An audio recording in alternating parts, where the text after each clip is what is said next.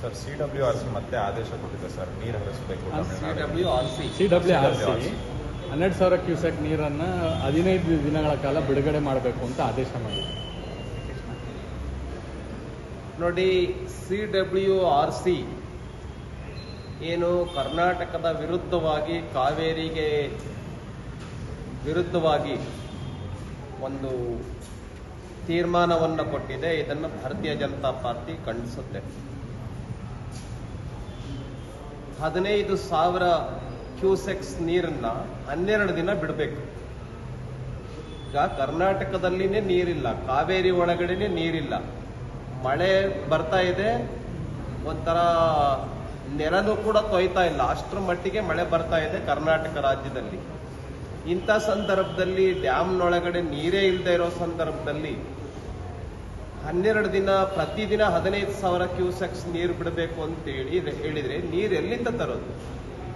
ಇದೆಲ್ಲದಕ್ಕೂ ಈ ತರದ ಡಿಸಿಷನ್ ಬರೋದಕ್ಕೆ ಕಾರಣ ಯಾರಪ್ಪ ಅಂತ ಹೇಳಿದ್ರೆ ನಮ್ಮ ರಾಜ್ಯದ ಮುಖ್ಯಮಂತ್ರಿಗಳು, ನಮ್ಮ ರಾಜ್ಯದ ನೀರಾವರಿ ಸಚಿವರು, ನಮ್ಮ ರಾಜ್ಯದ ಸರ್ಕಾರ ಏನಿದೆ ಕಾಂಗ್ರೆಸ್ ಸರ್ಕಾರ, ಆ ರೀತಿಯ ಒಂದು ತಯಾರಿಯನ್ನೇ ಮಾಡದೇನೆ ಕರ್ನಾಟಕ ರಾಜ್ಯದಲ್ಲಿ ರೈತರನ್ನ ಉಳಿಸಬೇಕು, ಕರ್ನಾಟಕ ರಾಜ್ಯದಲ್ಲಿ ಕುಡಿಯೋ ನೀರನ್ನು ಉಳಿಸ್ಕೊಳ್ಬೇಕು ಅನ್ನುವಂತ ಒಂದು ಸಣ್ಣ ಕಳಕಳಿ ಇಲ್ದೇನೆ, ಸಮಯವನ್ನ ವ್ಯರ್ಥ ಮಾಡಿ, ಏನು ಯೋಜನೆ ಇಲ್ದೇನೆ ವಿನಾಕಾರಣ ಸಮಯವನ್ನ ಏನು ವ್ಯರ್ಥ ಮಾಡ್ತಾ ಇದೆ ಈ ಸರ್ಕಾರ.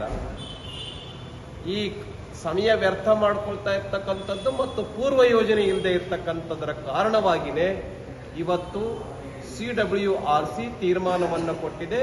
12 ದಿನ ಪ್ರತಿದಿನ 15,000 ಕ್ಯೂಸೆಕ್ಸ್ ನೀರು ಬಿಡಬೇಕು ಅಂತ. 15 ದಿನ 12,000, ಸಾರಿ 15 ದಿನ 12,000 ಕ್ಯೂಸೆಕ್ಸ್ ನೀರು ಬಿಡಬೇಕು ಅಂತ. ಆದ್ರಿಂದ ಇದನ್ನ ಭಾರತೀಯ ಜನತಾ ಪಾರ್ಟಿ ಖಂಡಿಸುತ್ತೆ. ಒಳ್ಳೆ ಅಡ್ವೊಕೇಟ್ಗಳನ್ನ ಇಟ್ಕೊಂಡು, ಒಳ್ಳೆ ವಕೀಲರನ್ನ ಇಟ್ಕೊಂಡು, ಸರಿಯಾದ ವಾದವನ್ನ ಮಂಡನೆ ಮಾಡ್ತಕ್ಕಂಥ ಅಡ್ವೊಕೇಟ್ಗಳನ್ನ ಇಟ್ಕೊಳ್ದೇನೆ ಈ ರೀತಿ ಪ್ರತಿದಿನ 12,000 ಕ್ಯೂಸೆಕ್ಸ್ ನೀರನ್ನ 15 ದಿವಸ ಹರಿಸಬೇಕು ಅಂತಕ್ಕಂಥದ್ದೇನಿದೆ, ಇದು ಕರ್ನಾಟಕದ ಜನವಿರೋಧಿ ನೀತಿ ಆಗಿದೆ. ಇದು ಕರ್ನಾಟಕದ ರೈತ ವಿರೋಧಿ ನೀತಿಯಾಗಿದೆ. ಆದ್ರಿಂದ ಕೂಡಲೇ ಸರ್ಕಾರ ಎಚ್ಚೆತ್ತುಕೊಳ್ಬೇಕು. CWRC ಮುಂದೆ ನೀರು ಬಿಡಕ್ ಆಗೋದಿಲ್ಲ, ಕರ್ನಾಟಕ ರಾಜ್ಯದ ಪರಿಸ್ಥಿತಿ ಬಹಳ ಕಠಿಣ ಇದೆ, ಕುಡಿಯೋಕ್ ನೀರಿಲ್ಲ ಅನ್ನುವಂಥದ್ದನ್ನ ಸರಿಯಾಗಿ ವಾದ ಮಂಡನೆ ಮಾಡಬೇಕು ಅಂತೇಳಿ ನಾನು ಈ ಸಂದರ್ಭದಲ್ಲಿ ಆಗ್ರಹ ಪಡಿಸ್ತೇನೆ.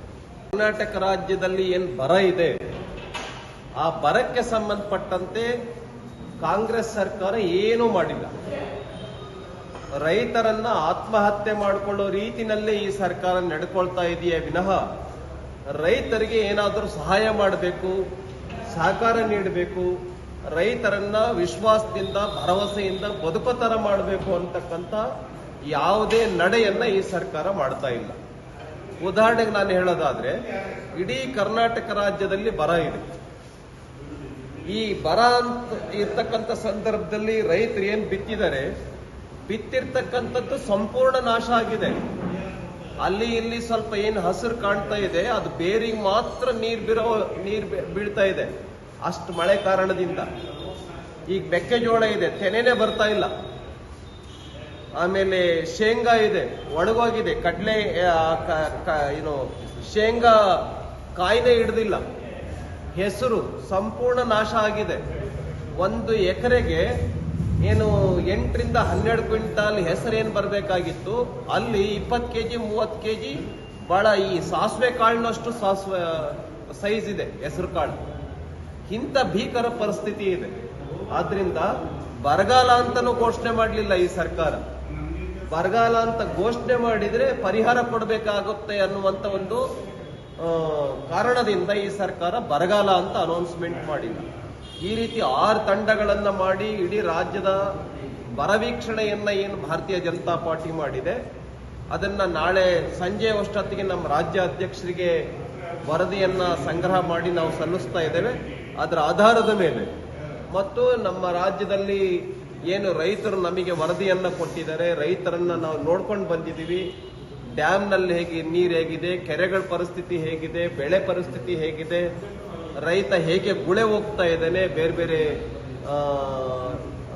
ರಾಜಧಾನಿಗಳಿಗೆ, ಬೇರೆ ಬೇರೆ ರಾಜ್ಯಗಳಿಗೆ. ಇದನ್ನೆಲ್ಲವನ್ನು ಕೂಡ ಸಂಗ್ರಹಿಸಿ ನಾವು ರಾಜ್ಯಾಧ್ಯಕ್ಷರಿಗೆ ಕೊಡ್ತೀವಿ ಮತ್ತು ಸರ್ಕಾರಕ್ಕೆ ಆಗ್ರಹಪಡಿಸ್ತೇವೆ. ಕೂಡಲೇ ಬರಗಾಲಕ್ಕೆ ತುತ್ತಾದ ರಾಜ್ಯ ಅಂತ ಅನೌನ್ಸ್ಮೆಂಟ್ ಮಾಡಬೇಕು.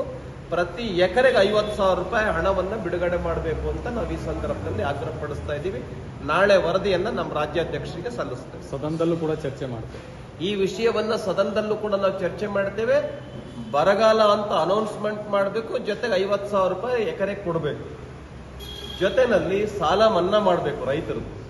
ಈ ವಿಷಯಗಳನ್ನ ಇಟ್ಕೊಂಡು ಸದನವನ್ನ ನಡೆಯಕ್ ಬಿಡೋದಿಲ್ಲ.